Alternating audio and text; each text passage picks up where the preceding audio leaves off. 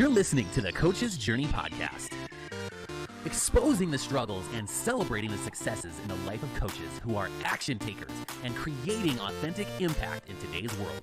Whether you're just starting out, expanding your reach, or exploding your impact, you're in the right place right now. Stay tuned and be sure to subscribe to this podcast. Now, here are your hosts of the Coach's Journey podcast. So the hierarchy of competence, the first level that we are at is the unconscious incompetence. So basically you suck and you don't really know that you suck, or you don't realize how much you suck. And this isn't just to you, don't take it personal. We all go through this. We've all gone through this. And when I was functioning as a psychologist at a private practice, I was shifting into leadership coaching. And I was using the experience and the information I was learning from books and different things like that. And there was a point at which I was sitting in a session with a business owner. I was sitting across from him. And at that point, I'm so used to working with clients that are like, I have anxiety, I have depression, I've had trauma, I have relationship dysfunction. Like they all come in with these like mental health things. And I was sitting across from him and I'm like, oh crap. I am thinking this in my brain. Oh crap. He has no diagnosis. He's successful. He's very hardworking. He has these big goals, big dreams, big visions. I have no idea what to do with him right now. And it was that moment where my unconscious incompetence flipped to the conscious incompetence. I all of a sudden realized I'm at my ceiling of my competence in this situation. So that is when I then shifted. I'm like, I got to get a certification. I got to figure something out. But we all start. So that's kind of one of those moments where I recognized I shifted from this unconscious incompetence where I didn't really know how much I didn't know around coaching and around kind of helping somebody that's a little bit different than my typical clientele. And I shifted into the conscious incompetence where I now realized how much I sucked. And then I was able to more intentionally, expertly seek out what I needed. But in this bottom level, we don't really know. And this is where it's critical to be in a community, to be around other people that know what you're doing, that are higher up in this competency chart than you, so they can look at you and be like, wow, here's an area that you probably don't even understand or realize that you need to grow in, but you need to grow in that way. So it is so important to be around other people on this bottom level and all the levels, but especially the bottom level. Do you have anything to add, Faisal, on that? Yeah, I love that story that you shared, and it brought back a few uncomfortable memories. So this is why we're sharing this in the hope that it'll help you notice those things in yourself and in your practice. And I can't tell you how many.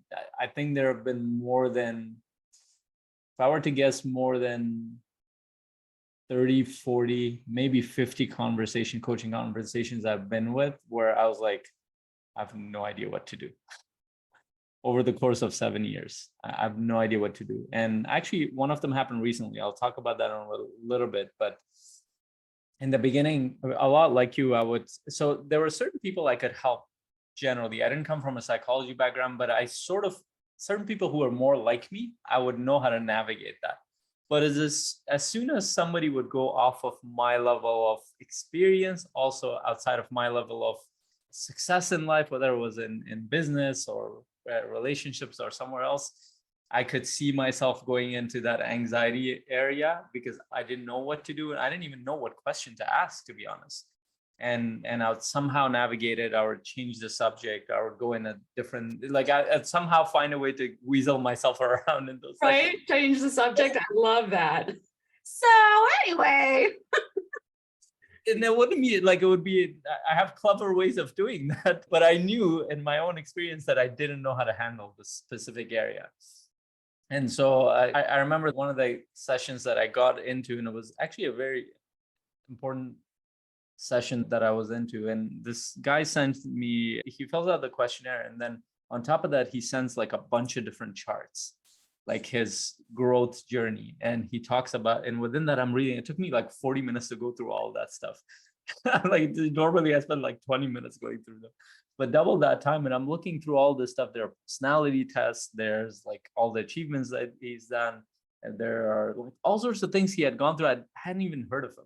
And I'm looking at it and I'm looking at all the things he's been able to do, all the ways that he's approached, all the help that he's gotten in this area. And he literally, at the end of it, he's like, hey, I'd love to get on the call, but if you don't feel like you can support me in this area, then I'd rather save that time for both of us, because I've been through a lot of coaching and training and all sorts of stuff. I was like, as soon as I saw that he's challenging me before I get on the call, I had to kind of swallow the pill and I jump on the call. It took about, it was a 90-minute call, and all the way up until 80 minutes, I was just asking questions. I didn't know what the hell I was asking. I was just exploring different areas.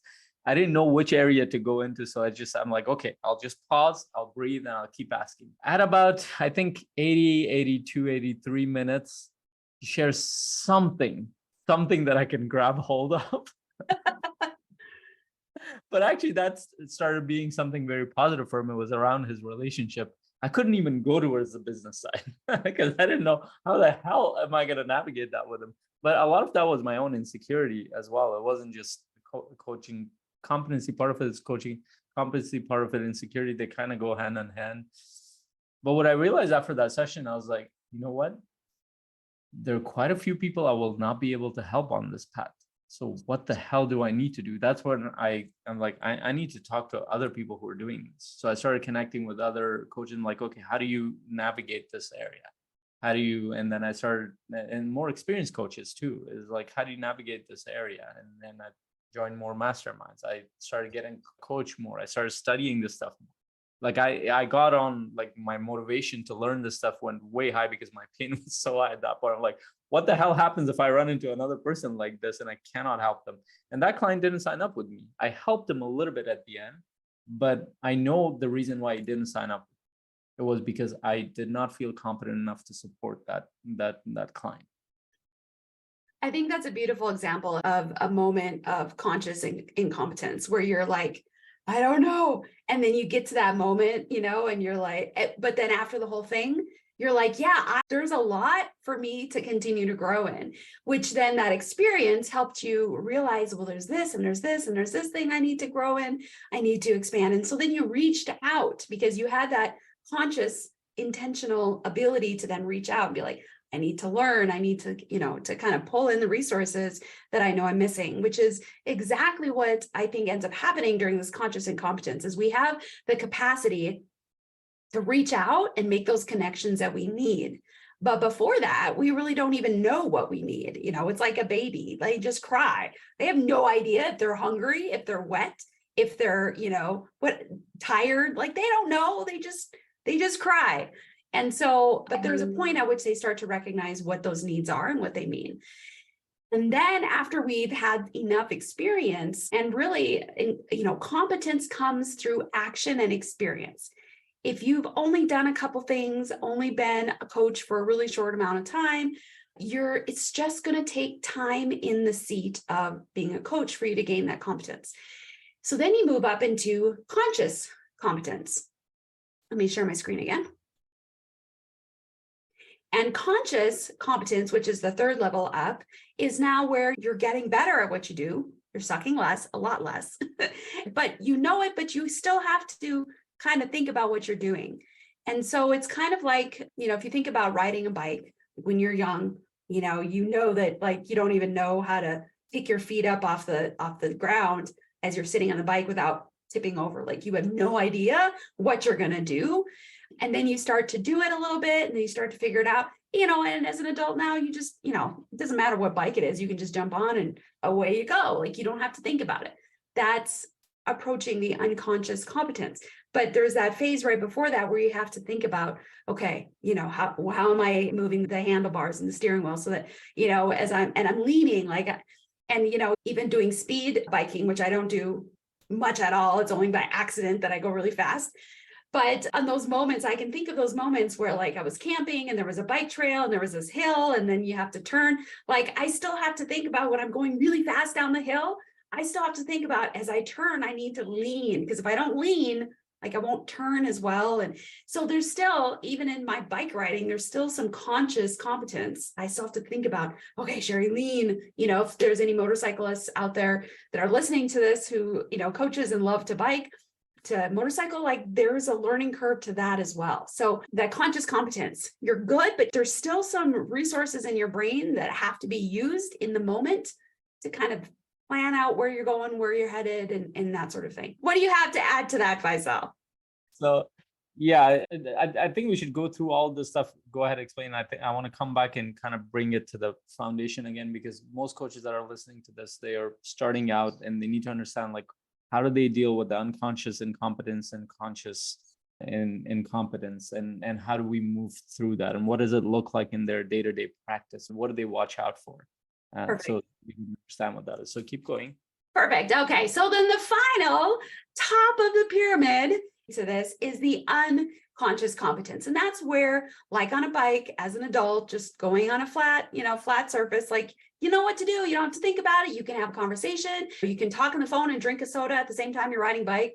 Don't recommend it, but you can do multiple things, because the riding the bike part, you've got it down. You don't even have to think about it. There's an unconscious competence.